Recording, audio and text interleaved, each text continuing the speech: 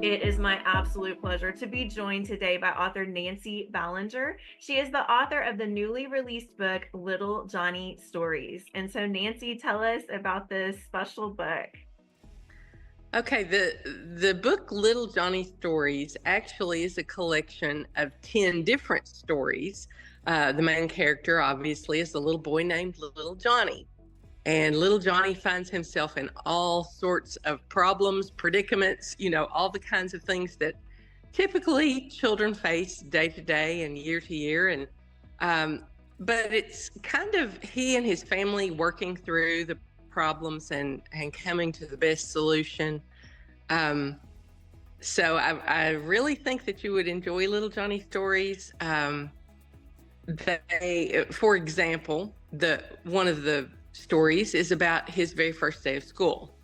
And I tried to write the book from the perspective of the child because we as parents understand the emotions that we go through when our child starts school for the very first time. But sometimes we forget that our little one has very strong emotions as well. And many times we don't think to address those with the child before school starts. And so in the story, little Johnny goes to school. At night, before he goes to school, he prays that God will not let his mommy and daddy take him to that big school and leave him all alone. And I think his parents, just like many of us, just didn't realize that he had that much anxiety about the first day of school as well. So I think you'll find that throughout each story that I try to look at it from the perspective of the child. I taught first grade in public school for 28 years. So I've had lots of experiences with lots of little Johnnies, and hopefully you can see that experience showing through in the stories about him. I love this. I was a little Johnny when I was in first grade, and so my mom still tells me I cried every day. I mean, so I know we never think about, and I had a son who didn't want to go either, so it's just, you're right. We think of it as parents, but we don't really think of it from the child's perspective. I think it's wonderful that you've written this. And I also think it's wonderful that you, have dedicated your life to being a first grade teacher. That's incredible. I know that's an amazing heart. What was the inspiration for you? And we've talked about it a little bit already, but what was that main point of inspiration where you're like, you know what, I'm going to get these stories and I'm going to put them in a book and I'm going to publish it? What was that main point of inspiration for you? Well, first of all, little Johnny was born uh, through raising my own daughter. I have one child. And, when you have an only child, don't want to call them problems, but there's obstacles that if you have more than one child, you don't really face. And, so for example, if something happens, there's no one else to blame it on. you know, there's no way for them to get out of it. They know that mom and dad know I did this. So our daughter is a very creative person, and she has been since birth. And I read to her even before she was born. But she loved to be read to at night, but she loved even more for us to just make up stories and tell them. So actually, my husband came up with the idea one night. He made up a little story about something that she had been involved in that day, but instead of her being the character in the story, it was little Johnny. He made the story funny so that she could relate to what was happening because she had been through something similar that day. But then it's a lot easier to look at little Johnny and say, little Johnny did this wrong and he should have done it this way. From the child, it's easier for them to say that another child should have done something differently than to say, I did something wrong. So that's kind of how little Johnny was born. And every night she would beg for more little Johnny stories. And at the end of each little Johnny story, we would tell her the moral of the story. So we would kind of summarize what is the main point that you need to remember from this story. And so that's kind of how I've written the stories as well.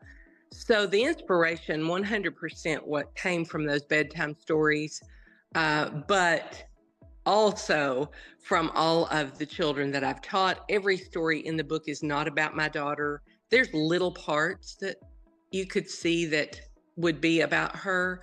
I have 3 grandchildren now, and I see little parts of them in little Johnny. Um, and then I see little parts from many of the students that I've taught over the years.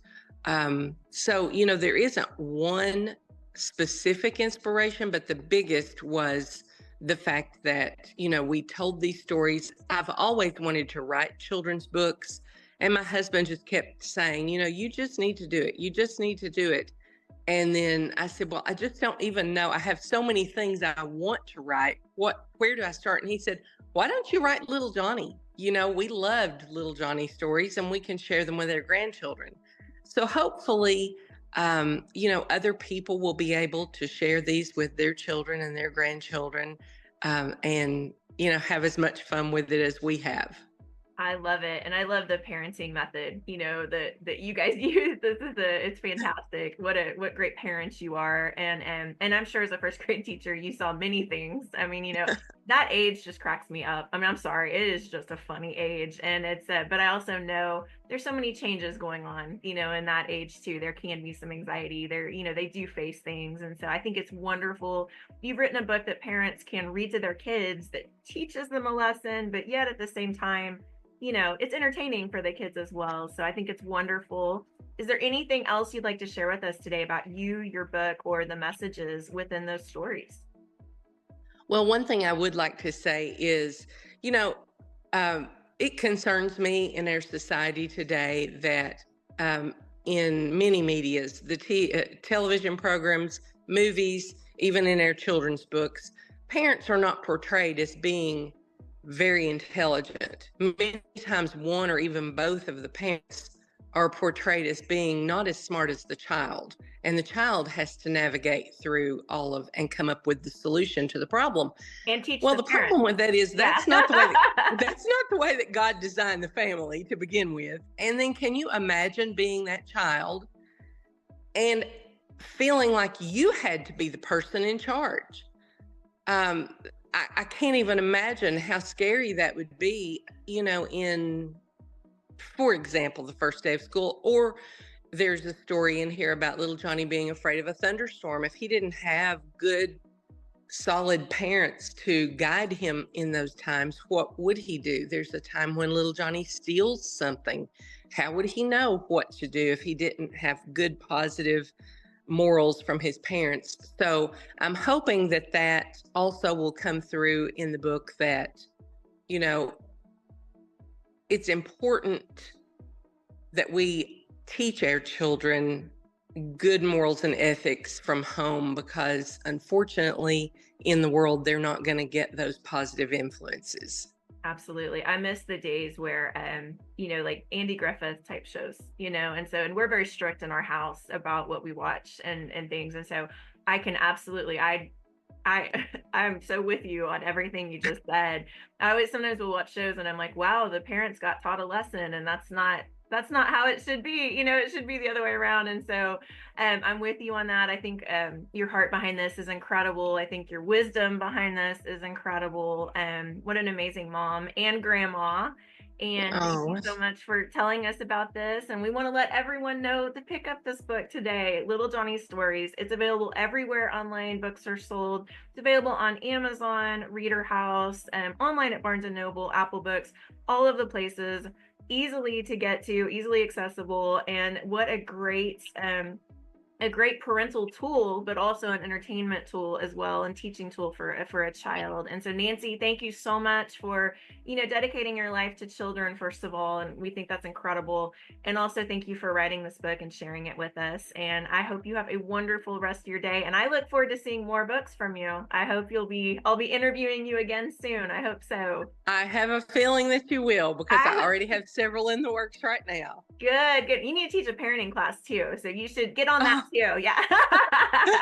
So you have a to-do list now. You need to go do it. So anyway, okay. Thank you so much. Thank you so much. Thank you. Have a good rest of your day. All right. You too.